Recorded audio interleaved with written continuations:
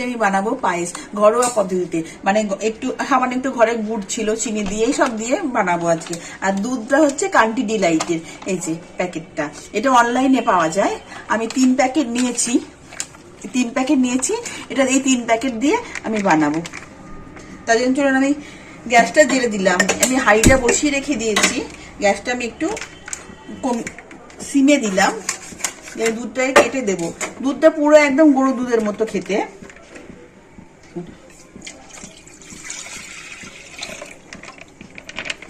আমি একটা প্যাকেট দিয়ে দিলাম,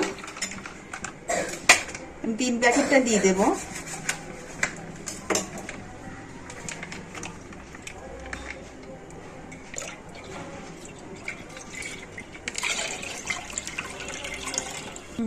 তিন প্যাকেট দুধ আমার ঢালা হয়ে গেছে। এবার দুধটা একটু ফুটুক, আমি একটু এই হাতাটা দিয়ে নেড়ে দেবো। দুধটা একটু ফুটুক। দুধটা আমার ফুটে গেছে, আমি 2টো এলাচ দিয়ে দিলাম, সেদ্ধ করে 2টো এলাচ দিয়ে দিলাম। আর আমি এই 1.5 কিলো দুধে দেবো হচ্ছে, এমনি অ্যাকচুয়ালি 1 কিলো দুধে 100 গ্রাম চাল আর 100 গ্রাম চিনি লাগে। আর আমি এখানে দেবো হচ্ছে 1.5 কিলো দুধে 750 গ্রাম চাল।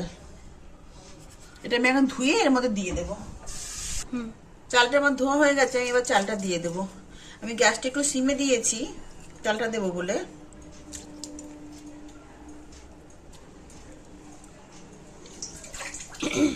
চালটা আমার দেওয়া হয়ে গেছে। আমি আজকে আমার ঘরোয়া পদ্ধতিতে, মানে আমার ঘরে কিশমিশ কাজু কিছুই নেই, ওই জন্য আমি শুধু চাল দিয়ে আর সামান্য একটু গুড় আছে, একটু চিনি দিয়ে ঘরোয়া পদ্ধতিতে বানাবো। টেস্ট কিন্তু দারুণ হয়। ছাড়া করবো। পায়েস হচ্ছে কন্টিনিউ নাড়তে হবে, তা না হলে কি হয় বলুন তো, ওই যে চালগুলো দিয়েছি না, দলা পাকিয়ে যাবে। ওই জন্য পায়েসটা কন্টিনিউ নাড়তে হবে। আমি এখন পায়েসটা কন্টিনিউ নাড়বো, বুঝছেন না? হোক, আমি কিছুটা হয়ে গেলে আমি আবার দেখাবো। দেখুন পায়েসটা আমি নাড়ছি।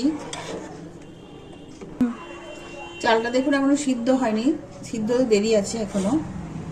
একটা দেখি, এখন অনেক দেরি আছে।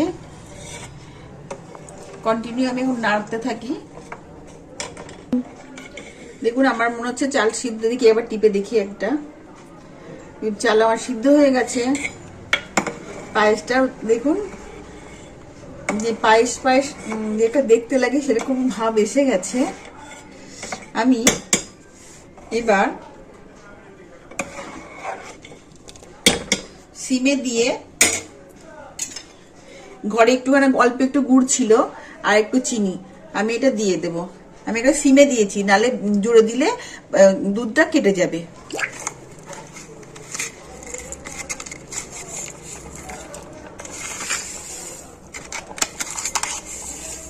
এতটা চিনি লাগবে না। এবার আমি হালকা করে নাড়বো, আর আমি সামান্য একটু লবণ দেব, সামান্য একটু লবণ দিয়ে দিলাম। এবার হালকা করে নাড়াচাড়া করব। চিনিটা যতক্ষণ না গলছে ততক্ষণ পায়েসটা আমি নামাতে পারবো না। চিনিটা একটু গলে যাক। আমি পায়েসটা একদম সিমে দিয়েছিলাম, তার কারণ হচ্ছে আমি গুড় আর চিনি দিয়েছি। এবার যদি আমি জোরে দিই না, তাহলে দুধটা কেটে যাবে, তাহলে পায়েসটা পুরো নষ্ট হয়ে যাবে। দেখুন আমার চিনিটা গলে গেছে, আর দেখুন একটা লালচে কালার এসে গেছে। দেখুন পায়েসের এই যে লালচে কালার এসে গেছে একটা। পায়েস আমার হয়ে গেছে। এরকম করে চিনি আর গুড় দিয়ে পায়েস করলে পায়েসটা দারুণ খেতে লাগে। আর ঘরে এখন সবারই ঘরে খেজুর গুড় সবারই ঘরেই থাকে।